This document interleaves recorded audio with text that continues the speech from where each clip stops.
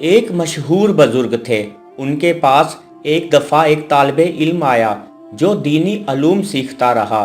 کچھ عرصہ پڑھنے کے بعد جب وہ اپنے وطن واپس جانے لگا تو وہ بزرگ اس سے کہنے لگے، میاں ایک بات بتاتے جاؤ۔ وہ کہنے لگا، دریافت کیجئے، میں بتانے کے لیے تیار ہوں۔ وہ کہنے لگے، اچھا یہ تو بتاؤ، کیا تمہارے ہاں شیطان بھی ہوتا ہے؟ وہ کہنے لگا، حضور شیطان کہاں نہیں ہوتا، شیطان تو ہر جگہ ہوتا ہے۔ بزرگ نے کہا، اچھا جب تم نے اللہ تعالیٰ سے دوستی لگانی چاہی اور شیطان نے تمہیں ورغلا دیا تو تم کیا کرو گے؟ اس نے کہا، میں شیطان کا مقابلہ کروں گا۔ کہنے لگے، فرض کرو تم نے شیطان کا مقابلہ کیا اور وہ بھاگ گیا، لیکن پھر تم نے اللہ تعالیٰ کے قرب کے حصول کے لیے جد و جہد کی اور پھر تمہیں شیطان نے روک لیا تو کیا کرو گے؟ اس نے کہا، میں پھر مقابلہ کروں گا۔ وہ کہنے لگے، اچھا مان لیا، تم نے دوسری دفعہ بھی اسے بھگا دیا، لیکن اگر تیسری دفعہ وہ پھر تم پر حملہ آور ہو گیا اور اس نے تمہیں اللہ تعالیٰ کے قرب کی طرف بڑھنے نہ دیا تو کیا کرو گے؟ وہ کچھ حیران سا ہو گیا مگر کہنے لگا، میرے پاس سوائے اس کے کیا علاج ہے کہ میں پھر اس کا مقابلہ کروں؟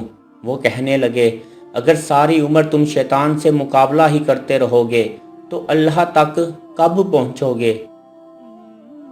وہ لاجواب ہو کر خاموش ہو گیا۔ اس پر اس بزرگ نے کہا کہ اچھا یہ تو بتاؤ، اگر تم اپنے کسی دوست سے ملنے جاؤ اور اس نے ایک کتا بطور پہرہ دار رکھا ہوا ہو اور جب تم اس کے دروازہ پر پہنچنے لگو اور وہ تمہاری ایڑی پکڑ لے تو تم کیا کرو گے؟ وہ کہنے لگا، کتے کو ماروں گا اور کیا کروں گا؟ وہ کہنے لگے، فرض کرو تم نے اسے مارا اور وہ ہٹ گیا، لیکن اگر دوبارہ اس دوست سے ملنے کے لیے اپنا قدم آگے بڑھایا اور پھر اس نے تمہیں آ پکڑا تو کیا کرو گے؟ وہ کہنے لگا، میں پھر ڈنڈا اٹھاؤں گا اور اسے ماروں گا۔ انہوں نے کہا، اچھا تیسری بار پھر وہ تم پر حملہ آور ہو گیا تو تم کیا کرو گے؟ وہ کہنے لگا، اگر وہ کسی طرح باز نہ آیا تو میں اپنے دوست کو آواز دوں گا کہ ذرا باہر نکلنا، یہ تمہارا کتا مجھے آگے بڑھنے نہیں دیتا، اسے سنبھال لو۔ وہ کہنے لگے، بس یہی گر شیطان کے مقابلہ میں بھی اختیار کرنا، اور جب تم اس کی تدابیر سے بچ نہ سکو تو خدا سے یہی کہنا کہ وہ تمہیں اپنے قرب میں بڑھنے دے۔ تم اس کا ہاتھ کیوں نہیں پکڑ لیتے جس کے قبضہ قدرت میں یہ تمام چیزیں ہیں؟